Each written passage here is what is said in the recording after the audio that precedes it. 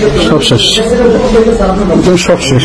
আজকে আগুন নেভার পর বিল্ডিং পরিদর্শনে গেলে দেখা যায় প্রতিটি হোস পাইপের মাথা কাটা।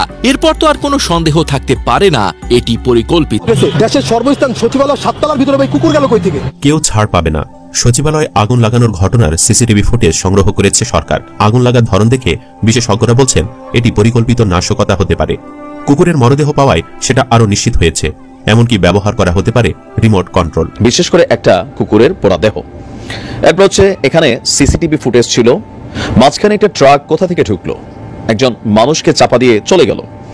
৭১-এর ক্যামেরায় ধরা পড়া এই ছবি বলছে কতটা কাজ পাগল ছিলেন ফায়ার ফাইটার নয়ন। আসসালামু আলাইকুম রহমতুল্লাহি আবরাকাতুহ।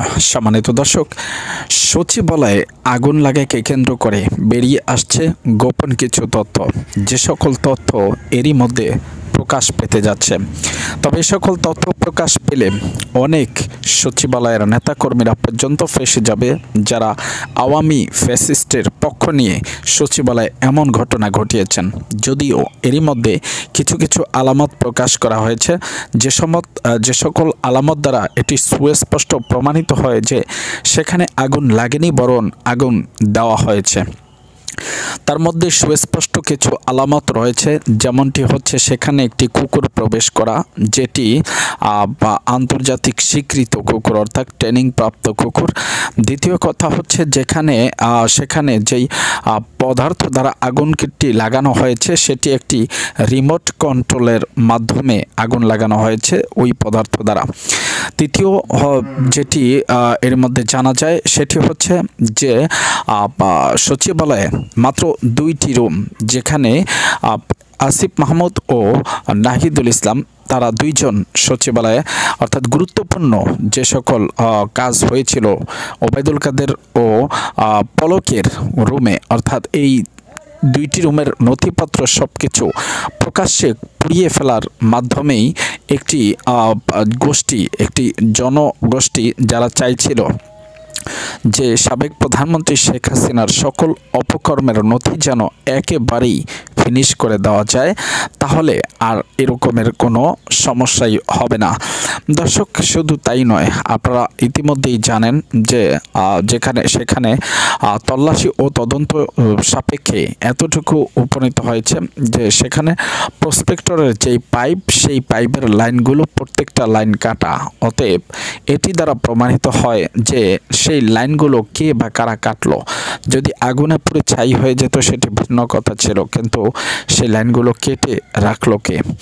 তৃতীয় কথা বা চতুর্থ কথা হচ্ছে যে হঠাৎ করে সচিবালয়ে এমন আগুন, তাও আবার বন্ধের দিনে লাগলো কি করে, যেই দিন কোনো জনগণ সেখানে প্রবেশ করতে পারেনি। কারণ তাদের মধ্য থেকে যদি কাউকে প্রবেশ করতে হয়, তাও এক শিফট থেকে আরেক শিফটে গেলে তাদের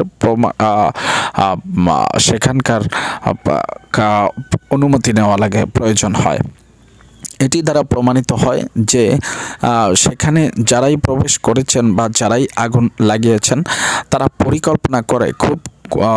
খুবই পরিকল্পনা করে তারপরে এই কাজটি করেছেন, যাতে ভবিষ্যতে আওয়ামী ফ্যাসিস্টের কোনো নেতাকর্মীদের বিচারের সম্মুখীন হতে না হয়।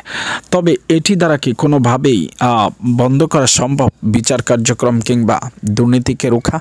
আপনারা সকলেই জানেন, ইতিমধ্যে সমন্বয়ক নাহিদ বলছেন যে এই সকল নথি আবারও পুনরায় সংগ্রহ করা যাবে, সংগ্রহ করা কোনো ব্যাপারই না।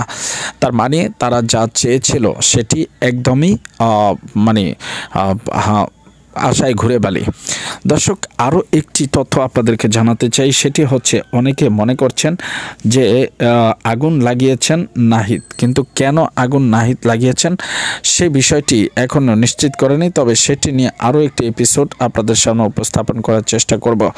তো দর্শক, মূল কথা হচ্ছে যে সচিবালয়ে যেই আগুন লাগানো হয়েছে সেখানে নাহিদ ও আসিফ মাহমুদ তাদের 2 জনের রুমের ডিস্টেন্স ছিল কমসে কম 100 মিটারেরও উপরে। তাহলে আগুন যদি লাগে এক জায়গা থেকে আরেক জায়গায় আগুন লাগলে আগুন পুড়তে যাবে, কিন্তু এক জায়গায় আগুন লাগার পরে অনেকটি ভবন রাখার পরে আবার তার জায়গায় আগুন লেগেছে। অতএব এটি দ্বারাই প্রমাণিত হয় যে এই দুইটি রুমকে উদ্দেশ্য করেই যারা ফ্যাসিস্টের দোসর তারা এই কাজটি ঘটিয়েছে। দর্শক, আপনাদের মতামত জানাবেন।